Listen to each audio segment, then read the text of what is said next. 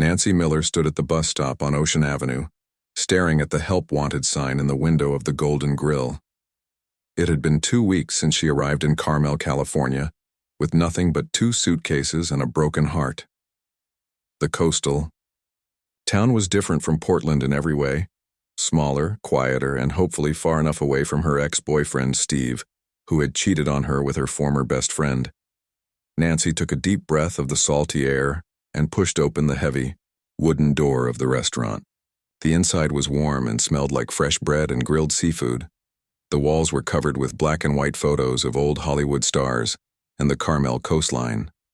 Soft jazz played in the background. "Can I help you?"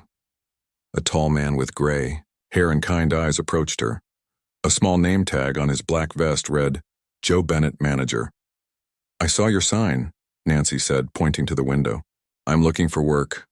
I have 4 years of experience waiting tables." Joe looked her up and down as if trying to decide if she would fit in. The Golden Grill was clearly an upscale place, not like the diner where she had worked in Portland. "Could use another server for the dinner shift," Joe finally said. "Do you have a resume?" Nancy pulled a slightly wrinkled paper from her purse and handed it over. Joe scanned it quickly. "Portland, huh? What brings you all the way to Carmel?" Nancy didn't want to talk about Steve or how she had caught him in their bed with Diane. She didn't want to explain how she had quit her job the next day, sold most of her things, and driven south until the Oregon rain was just a memory. "I needed a change," she said simply. Joe nodded like he understood. "Let's try you out tonight, 6 to 11. Wear black pants and a white button-up shirt. We provide the vests and ties." That was 2 weeks ago. Now Nancy moved between tables with growing confidence, balancing plates and remembering orders without writing them down. The money was good, better than she had made in Portland, and she had just put down a deposit on a small studio apartment 4 blocks from the beach. "Order up for table 9, called Ben, the line cook. Nancy grabbed the plates, a grilled salmon with lemon butter sauce and a filet mignon, medium rare. "Thanks, Ben," she said, carefully placing the hot plates on her arm. She liked the kitchen staff. They were professional but still found time to joke around during the busy dinner service. As she delivered the food to an older couple celebrating their anniversary, Nancy spotted Joe talking to a slim blonde woman near the bar. The woman was beautiful in an expensive way, perfect makeup, designer clothes, and not a hair out of place.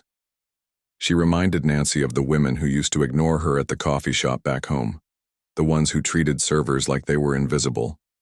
"Is there anything else I can get you?" Nancy asked the couple, trying to keep her eyes from drifting back to the blonde woman. "This looks wonderful, dear," the older woman said, smiling up at her. Nancy liked customers like these. Polite, appreciative, and usually good tippers. But not all the customers at the Golden Grill were so nice. Just yesterday, a group of businessmen had kept her running back and forth for 2 hours, changing their orders and complaining about everything from the temperature of the room to the music volume. By the end of their meal, Nancy's patience had worn thin. "Miss, this steak is overcooked," one of the men had said, cutting into a perfectly medium rare ribeye. "I can take it back," Nancy had offered, though she could see it was exactly what he had ordered. "No time. Just tell the chef to learn how to cook," the man had said with a smirk to his friends. Nancy had bitten her tongue, but Joe had noticed her expression and pulled her aside later. "I know some customers can be difficult," he had said gently, "but here at the Golden Grill, we never let them see when they get under our skin. That's what separates us from other restaurants." Nancy had nodded, promising to do better, but it wasn't easy. She had always been quick to speak her mind, a trait her mother called having no filter. In Portland, the casual diner atmosphere had allowed for some friendly banter with customers, but the Golden Grill was different. Here, the customers expected a certain level of service that didn't include hearing what the server really thought. Now, as Nancy cleared glasses from a recently vacated table, the blonde woman approached Joe at the host stand. Nancy couldn't hear what they were saying, but the woman kept gesturing toward the dining room with perfectly manicured hands. "That's Pamela Edwards," whispered Kelly, another server who had been at the Golden Grill for 5 years. "She's a real estate agent who handles properties for some big names in town. Always acts like she owns the place. Does she? Nancy asked. She still didn't know much about the restaurant's ownership. Joe ran the day-to-day operations, but he occasionally mentioned the owner in a way that suggested it was someone who wasn't around much. Kelly laughed. No, but she probably wishes she did.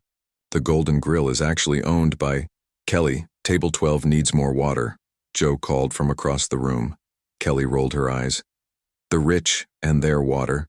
I'll tell you later, she promised before hurrying off.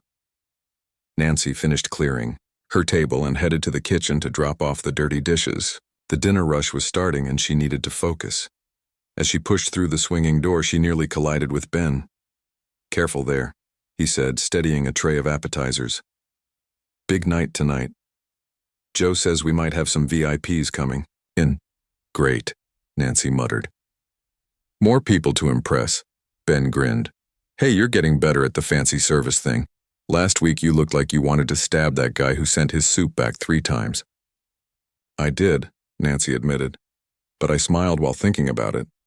That's progress, right? The kitchen door swung open and Joe appeared, looking slightly stressed.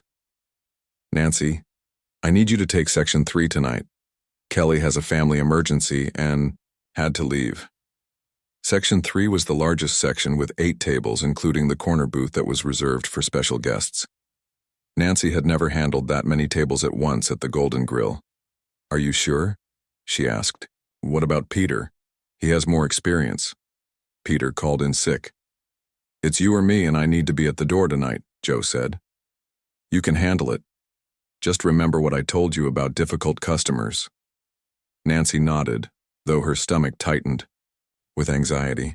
This would be her biggest test yet. If she did well, maybe Joe would consider her for more shifts. If she failed, she might be back to looking for a job and her new apartment deposit would be wasted. I won't let you down, she promised. Joe squeezed her shoulder. I know you won't. And Nancy? One more thing. If anyone asks about the restaurant, or seems particularly interested in how things are run, just direct them to me. Some of our regular customers are well-connected. Nancy wasn't sure what that meant, but she nodded again. As Joe left, Ben leaned over. He's nervous because of the owner, Ben whispered. Word is he might stop by tonight. No one knows when.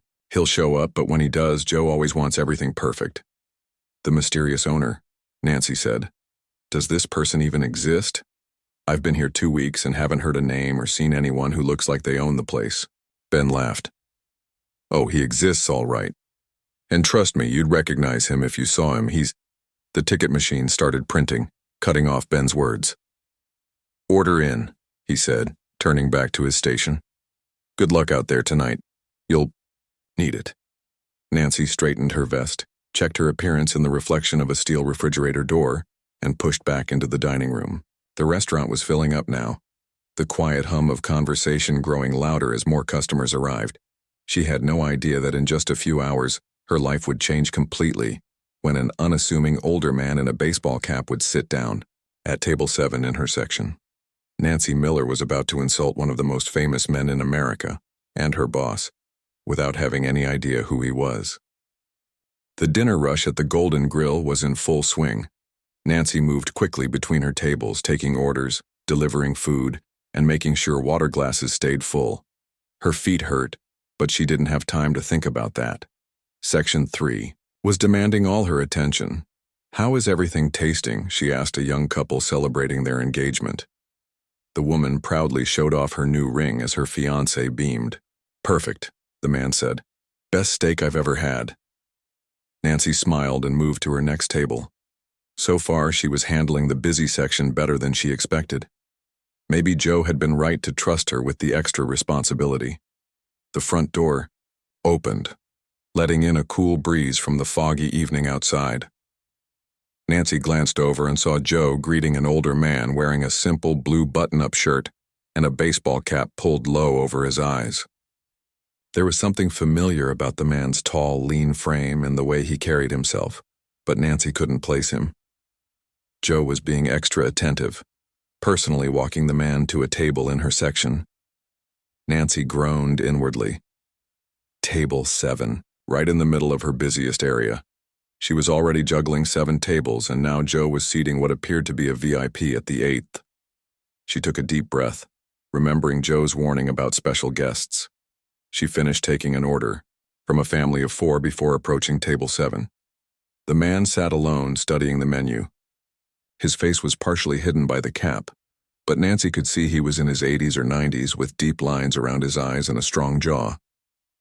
"Good evening, sir. Welcome to the Golden Grill. My name is Nancy, and I'll be taking care of you tonight," she said, using the greeting Joe insisted all servers use.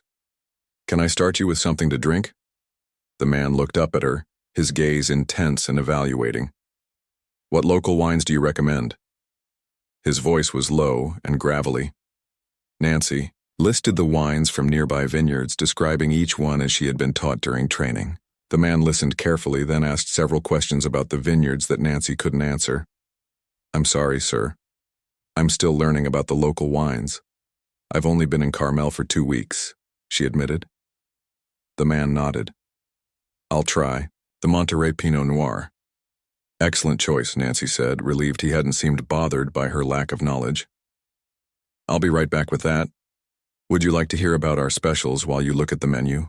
"Please," the man said, his expression giving nothing away. Nancy recited the evening's specials: a seafood risotto with local crab, a rack of lamb with rosemary and garlic, and a vegetarian pasta with seasonal vegetables from a nearby farm. As she spoke, she noticed the man studying her face more than listening to her words. "I'll give you a few minutes to decide," she said, feeling slightly uncomfortable under his gaze. As she walked away to get his wine, she passed Joe, who grabbed her arm gently. "How is he?" "Did he order yet?" Joe asked, his voice tense. "Just a glass of the Monterey Pinot Noir. He's still deciding on food," Nancy said. "Is he someone important?" Joe looked at her with disbelief. "You don't recognize him?" Nancy glanced back at the man who was now looking out the window at the foggy street. "Should I?" Joe opened his mouth to say something, then seemed to think better of it. "Just give him excellent service, Nancy. The best you've ever given anyone." "I give everyone good service," Nancy said, slightly offended. "I know you do," Joe assured her. "But he's special. Trust me." Nancy hurried to the bar to get the wine, wondering who the man could be. A food critic, a famous chef, a wealthy investor. Carmel was known for its celebrity residents and visitors, but Nancy didn't follow celebrity news much. When she returned with the wine, the man was still looking at the menu. She placed the glass on the table and asked if he was ready to order. "Not yet," he said. "Tell me about the steak. How does the chef prepare it?" Nancy explained the aging process and cooking method for the restaurant's signature ribeye. The man listened, then asked about substitutions for the sides. "Instead of the mashed potatoes, could I get extra vegetables?" "Of course," Nancy said. "And the sauce? Can it be served on the side?" "Yes, sir." "What about the vegetables? How are they cooked?" "I prefer them not too soft." Nancy felt a twinge of irritation. Her other tables needed attention, and this man was taking a long time with very specific questions. Still, she remembered Joe's words and kept her professional smile in place. "The chef sautés them briefly so they retain their crispness," she explained. The man nodded slowly. "And the seafood risotto? Is the crab local?" "Yes, from Monterey Bay," Nancy replied, her smile becoming fixed. From the corner of her eye, she could see a family at table 5 trying to get her attention. They had been waiting for their check for several minutes. "How fresh is it? Caught today?" Nancy's patience was wearing thin. "The menu says it's delivered daily, sir." The man took a sip of his wine, seeming to consider this information. "One more question about the lamb." "Excuse me," a voice called from table 5. "We've been waiting for our check for 10 minutes. Nancy felt her face flush with embarrassment. She was failing at juggling all these tables because this one customer couldn't make up his mind. "I'll be right with you," she called to table 5 before turning back to the man in the cap. The stress of the evening, her sore feet, and the pressure of handling Section 3 all bubbled up inside her. "Look, sir," she said, her voice lower but with an edge she couldn't quite hide. The chef prepares the dishes as they appear on the menu. If you can't make up your mind, maybe you should try the diner down the street. She couldn't stop herself from adding, "They're very accommodating with special requests." The moment the words left her mouth, Nancy knew she had made a terrible mistake. The man's eyebrows rose slightly, and though his expression remained calm, something changed in his eyes. A flash of surprise, perhaps even amusement. "I see," he said simply. Nancy felt a wave of panic. What had she done? This was exactly the kind of behavior Joe had warned her about. She opened her mouth to apologize, but at that moment, a crash came from across the dining room. One of the busboys had dropped a tray of glasses. I'll give you a few more minutes," Nancy stammered, rushing off to help with the broken glass and to deliver the check to the increasingly irritated family at table 5.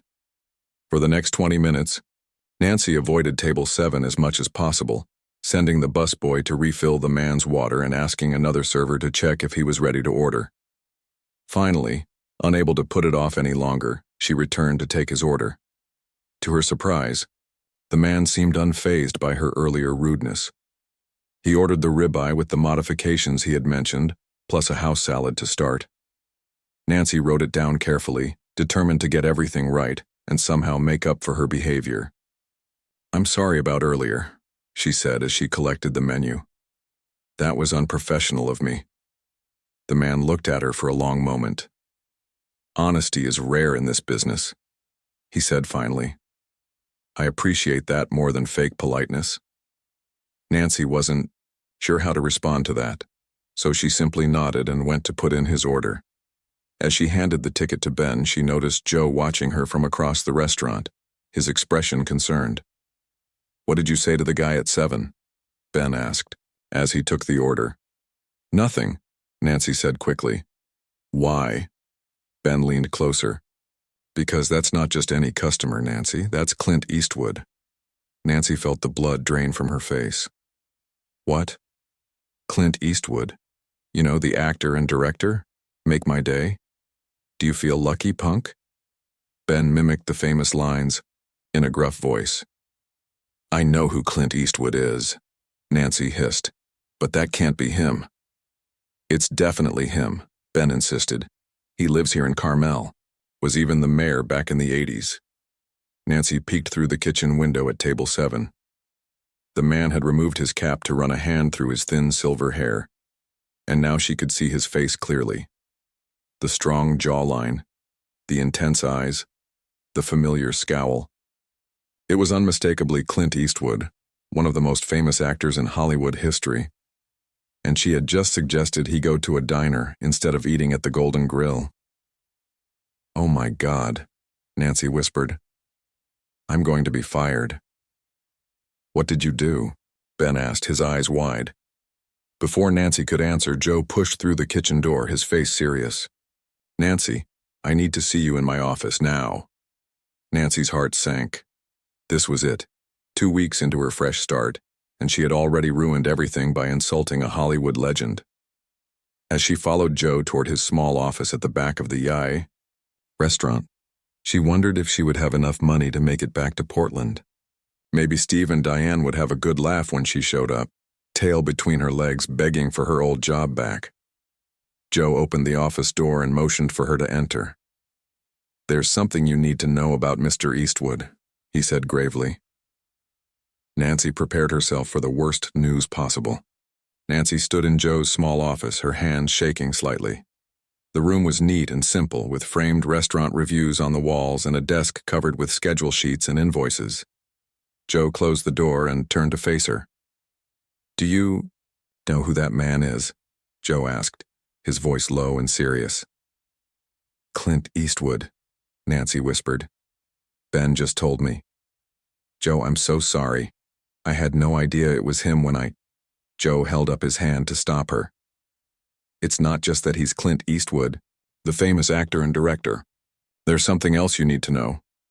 He paused, looking directly into her eyes. "He owns this restaurant." Nancy felt like the floor had dropped out from under her. "What?" "Clint Eastwood is the owner of the Golden Grill," Joe repeated. He has owned it for 15 years. He doesn't come in often, maybe once every few months, and he likes to sit quietly and observe.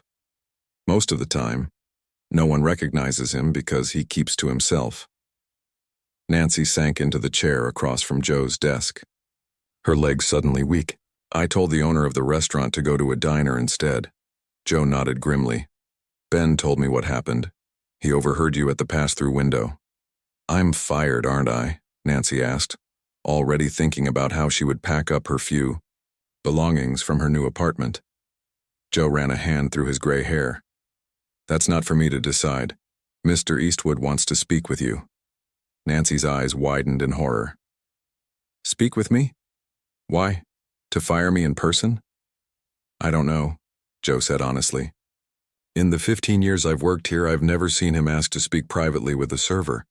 But after you left his table, he signaled to me and asked if he could talk to you when you have a moment. Nancy felt sick. This was worse than being fired by Joe. Now she would have to face Clint Eastwood, Hollywood legend and her boss, and be fired by him directly. She imagined his famous glare, the one he used in his Western movies before shooting the bad guys. What should I do? She asked weakly. Finish serving his meal, and when he's done, ask if he would like to speak with you now, Joe instructed. Be professional. And Nancy? He gave her a sympathetic look. Good luck. Nancy left the office feeling like she was walking to her execution. She checked on her other tables first, somehow managing to take orders and deliver food on autopilot, while her mind raced with worry. When she finally approached table 7 again, Clint Eastwood was cutting into his steak. How is everything, sir? She asked, her voice higher than usual. He looked up at her, his expression unreadable. The steak is perfect, he said. Medium rare, just like I asked. Good, Nancy said, relieved that at least the kitchen hadn't made any mistakes. Can I get you anything else? Not at the moment. He took a sip of his wine, then added, But I would like to speak with you when I'm finished with my meal, if that's possible. Nancy nodded quickly. Of course, Mr. Eastwood, whenever you're ready. For the next 45 minutes, Nancy continued serving her other tables while stealing glances at Clint Eastwood. He ate slowly, savoring each bite and occasionally making notes on a small notepad he had pulled from his pocket. Was he writing down all the things wrong with her service? Making notes about why she should be fired? Finally, he finished his meal and declined dessert. Nancy brought his check, which he paid in cash, leaving a generous tip that made Nancy feel even worse. She didn't deserve a good tip after how she had spoken to him. Mr. Bennett said you wanted to speak with me, Nancy said, standing nervously by his table. Clint Eastwood nodded. Is there somewhere more private we could talk? Yes, sir. There's a small meeting room near Joe's office. He stood up, and Nancy noticed again how tall he was, his presence commanding even in simple clothes and a baseball cap. She led him through the restaurant, aware of the curious glances from other staff members who had realized who he was. The meeting room was small but comfortable, with a round table and 6 chairs. Nancy held the door open for him, then followed him inside, closing it behind them. Her heart was pounding so hard she was sure he could hear it. Please, sit down, he said, gesturing to a chair. Nancy sat, folding her hands in her lap to stop them from trembling. Clint Eastwood took the chair across from her and studied her face for a moment. How long have you been working at the Golden Grill, Nancy? He asked. 2 weeks, sir, she answered quickly. And before that? I worked at a diner in Portland for 4 years. He nodded slowly. What brought you to Carmel? Nancy hesitated. Why was he asking personal questions? Was this some kind of test? She decided honesty was her only option at this point. I needed a fresh start, she said. My boyfriend cheated on me with my best friend, and I couldn't stay in Portland anymore. I sold most of my things, got in my car, and drove south until I found a place that felt right. And Carmel felt right? Nancy nodded. It's beautiful here, peaceful. I thought it would be a good place to figure out what I want to do with my life. Clint Eastwood leaned back in his chair, his intense eyes still studying her. Do you know why I bought this restaurant 15 years ago? Nancy shook her head. I wanted a place where people could enjoy a good meal without fuss or pretension, he explained. Somewhere with quality food and honest service. Not a tourist trap trading on my name or a place where the staff treats celebrities differently than regular folks. Nancy swallowed hard, wondering where this was going. I've owned businesses in Carmel for decades, he continued. Was even mayor here once. I care about this town and the people in it. I know, Nancy said quietly. I mean, I didn't know you owned the Golden Grill, but I knew you were the mayor once. Everyone knows that. A small smile appeared on his face. Everyone except you, apparently. You had no idea who I was when you suggested I try the diner down the street. Nancy felt her face grow hot with embarrassment. Mr. Eastwood, I am so sorry about that. It was completely unprofessional, and there's no excuse for how I spoke to you. I understand if you want to fire me. Clint Eastwood looked at her for a long moment, then did something unexpected. He laughed. It was a short, gruff sound, but definitely a laugh. Do you know what happens when you're famous? He asked. Everyone treats you differently. They either want something from you, or they're intimidated by you, or they're trying to impress you. It's rare to find someone who just treats you like a regular person. Nancy wasn't sure how to respond to that. When I come into my own restaurant, he continued, every server recognizes me immediately.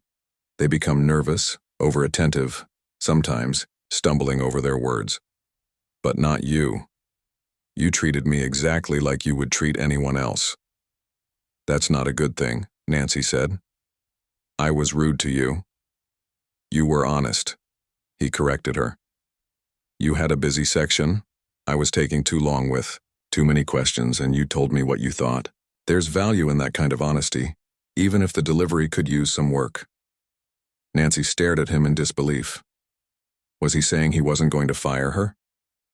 Joe tells me you're a hard worker, Clint Eastwood said. Says you learn quickly and have potential. He also mentioned that you sometimes speak before you think, especially when you're stressed. Nancy nodded, unable to deny it. My mom calls it having no filter. I've been accused of the same thing, he said with another small smile. In my younger days, I wasn't known for my patience either. He tapped his fingers on the table, seeming to consider something. I'm not going to fire you, Nancy. Relief flooded through her. You're not? No. But I am going to make you an offer. Nancy looked at him cautiously. What kind of offer? I'm opening a new place in town. Smaller than this. More casual. A wine bar with small plates focused on local ingredients. I need staff who understand what I'm trying to create. A place with good food, good wine, and genuine service. Not fancy or pretentious, just real. Nancy wasn't sure where he was going with this. The kind of place where someone can tell the truth without fear of losing their job, he continued, but also where that truth is delivered with respect and professionalism. He leaned forward slightly. I think you could learn that balance with the right guidance. If you're interested, I'd like you to be part of the team at the new place. Nancy couldn't believe what she was hearing. Not only was she not being fired, but Clint Eastwood was offering her a job at his new restaurant. Why me? She asked, genuinely confused. I was rude to you. There must be dozens of experienced servers in town who would kill for that opportunity. Because you're real, he said simply. And that's rare in this business. Everything else can be taught. Nancy stared at him, trying to process what was happening. This morning she had been worried about making rent on her new apartment. Now Clint Eastwood was offering her a job at his new restaurant. I don't know what to say, she admitted. Say yes, he suggested. Unless you prefer staying here at the Golden Grill. Nancy thought about it for a moment. The Golden Grill was nice but formal. Always having to be perfect, never letting your guard down. A smaller, more casual place might suit her better. Yes, she said finally. Thank you, Mr. Eastwood, I won't let you down. He stood up, signaling that the meeting was over. I expect not. And Nancy? Next time try to recognize your boss before suggesting he eat somewhere else. For the first time that evening, Nancy smiled genuinely. I'll work on that, sir. 2 months had passed since Nancy's unexpected meeting with Clint Eastwood. The new wine bar, called Carmel Vines, was taking shape in a small building just 3 blocks from the Golden Grill. Nancy continued working at the Golden Grill while helping with preparations for the new place. Today she stood in the empty space that would soon be Carmel Vines, watching as workers installed the long, polished wooden bar. Sunlight streamed through the large windows that faced the street, highlighting the warm colors of the walls and the natural wood floors. "What do you think?" asked Lisa, the woman Clint Eastwood had hired as manager for the new wine bar. Lisa was in her 40s with short dark hair and a no-nonsense attitude that Nancy had quickly come to respect. "It's beautiful," Nancy said honestly. "So different from the Golden Grill." While the Golden Grill was formal and traditional, Carmel Vines was designed to be warm and inviting. The walls were painted a deep red, like a good Cabernet. Instead of white tablecloths, the tables were made of the same rich wood as the bar. Local artwork hung on the walls, mostly landscapes of the Carmel coastline and vineyards from nearby Monterey County. "That's the point," Lisa said. "Mr. Eastwood wants this place to feel like someone's home, comfortable, relaxed, a place where people can enjoy good wine and food without feeling like they need to dress up or speak in whispers."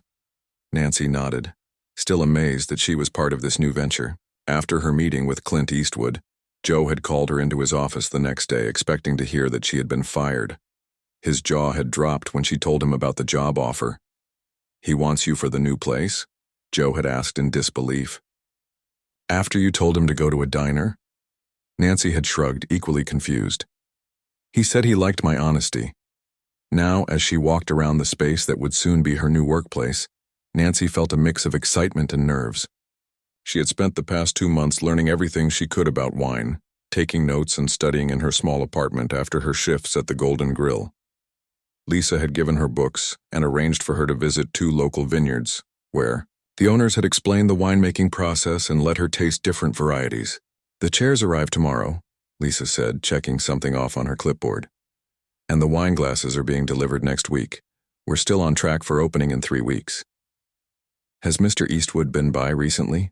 Nancy asked. She had seen him only twice since their meeting, both times when he had stopped by to check on the progress of the construction. "He called this morning," Lisa replied. "He's in Los Angeles for a few days, but he'll be back for our staff training next week." The door opened, and Ben from the Golden Grill walked in carrying a paper bag. "Lunch delivery for the hard-working ladies of Carmel Vines," he announced with a grin. Nancy smiled. Ben had been hired as the head chef for the new place, another surprise Clint Eastwood had arranged. The menu would be smaller than the Golden Grill's, focusing on small plates designed to pair with wines, but still needed an experienced chef to execute it properly. "You're a lifesaver," Lisa said, taking the bag. "I haven't eaten since 6 this morning." The 3 of them sat at one of the few tables that had been delivered, unwrapping sandwiches from the Golden Grill's kitchen. "How does Joe feel about losing both of you to the new place?" Lisa asked, taking a bite of her turkey sandwich. Ben laughed. "He pretends to be angry, but he understands. It's a good opportunity for us. Plus, Mr. Eastwood owns both places, so it's not like we're going to the competition." "Still, it must be hard for him," Nancy said. Despite their rocky start, she had grown to like and respect Joe over the past 2 months. He had been patient with her, teaching her more about fine dining service and wines, even knowing she would be leaving soon. "He'll be fine," Ben assured her. "He's already training new staff. And he said we're both welcome back anytime." They ate in comfortable silence for a few minutes, each lost in their own thoughts about the new venture. Nancy still couldn't believe how much her life had changed in such a short time. Just over 2 months ago, she had been heartbroken and lost, driving south from Portland with no real plan. Now she was helping to open a wine bar owned by Clint Eastwood. "Did I tell you both that Mr. Eastwood has invited some special guests for our opening night?" Lisa said, breaking the silence. "What kind of special guests?" Ben asked. "A few of his friends from the film industry," Lisa replied casually. "And some local business owners. He wants to make a good impression right from the start." Nancy felt a flutter of nerves in her stomach. "Film industry? You mean like other famous actors?" Lisa nodded. "Probably. He didn't give me names, but he said there would be some people we might recognize." Ben looked excited, but Nancy felt a wave of anxiety. She had barely managed to serve Clint Eastwood without embarrassing herself, and that hadn't gone well at first. How was she supposed to act normally around a restaurant full of Hollywood stars? "Don't worry," Lisa said, noticing Nancy's expression. "They're just people who want good wine and food like anyone else. Treat them normally, and you'll be fine." "That's what got me into trouble in the first place," Nancy muttered. Treating Clint Eastwood normally by telling him to go to a diner. Lisa and Ben both laughed. The story of Nancy's first encounter with their boss had become something of a legend. Already.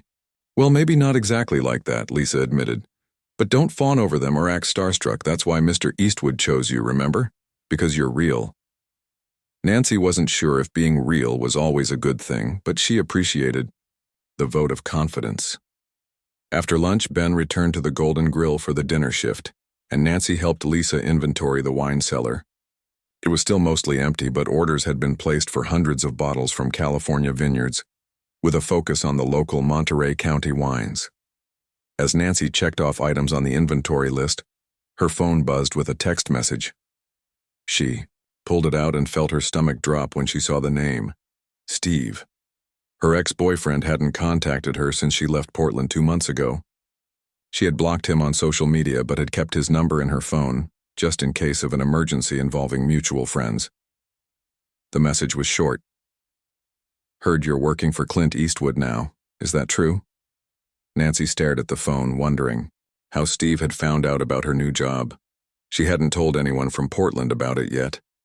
Then she remembered that she had sent a text to her old roommate Kate last week, mentioning that she was helping to open a new wine bar owned by a famous local businessman.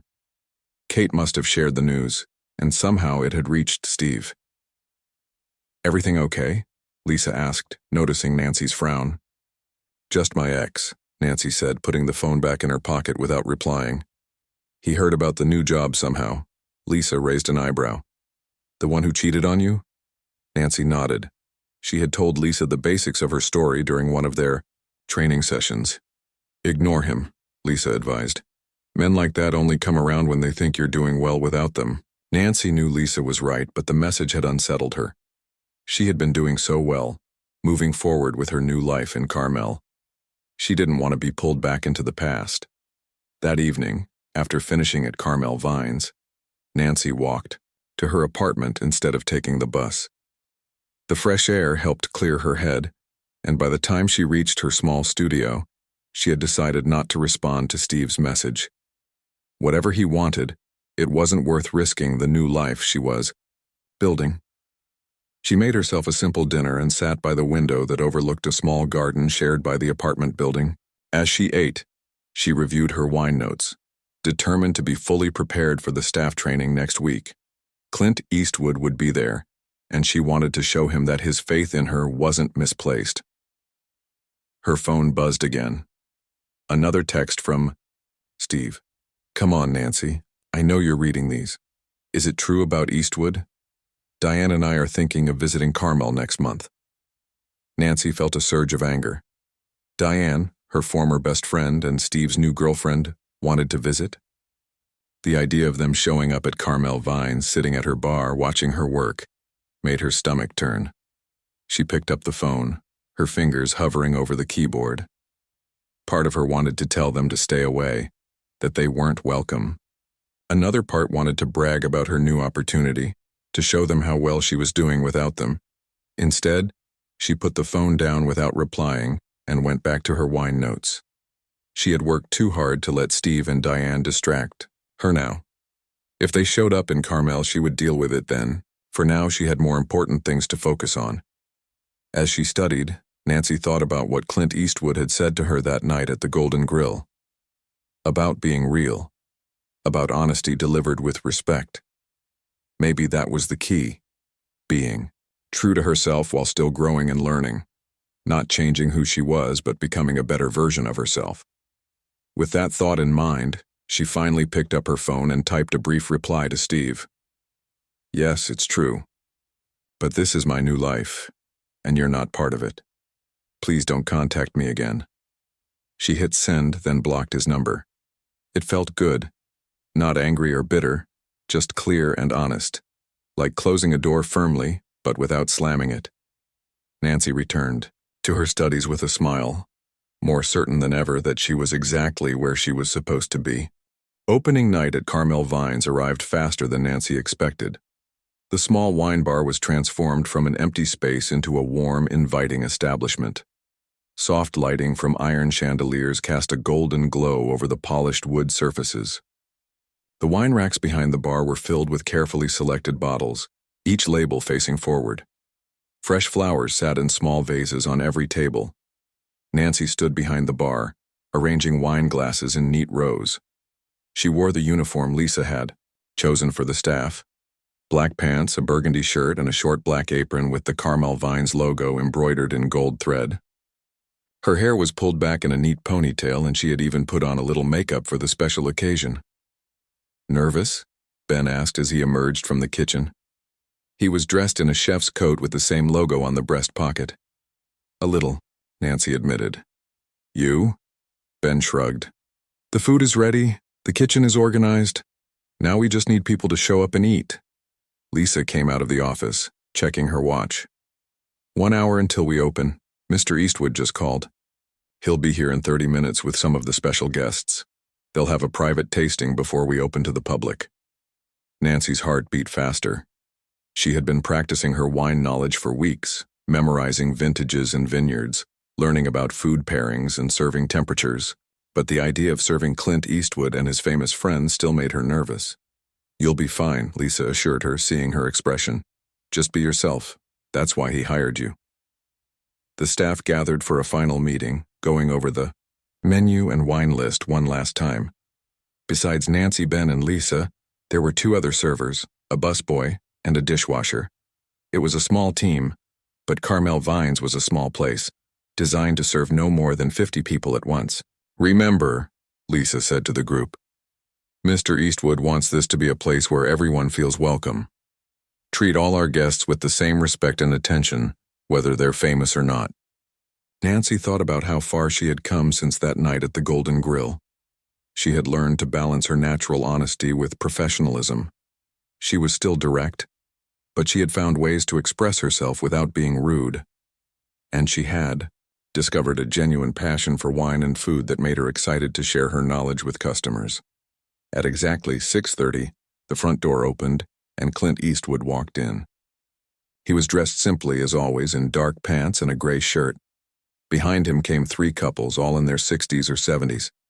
Nancy recognized them immediately: Morgan Freeman and his wife, Meryl Streep and her husband, and Steven Spielberg and his wife. Nancy took a deep breath. Some of the biggest names in Hollywood were about to sit at her bar. "Good evening, Mr. Eastwood," Lisa said, stepping forward to greet them. "Welcome to Carmel Vines." Clint Eastwood shook her hand. "The place looks great, Lisa. Even better than I imagined." He turned to his guests. "This is the manager I was telling you about, and that's Ben, our chef, and—" He spotted Nancy behind the bar. "That's Nancy, our wine expert." Nancy felt her face flush at being called a wine expert, but she smiled and nodded to the famous guests.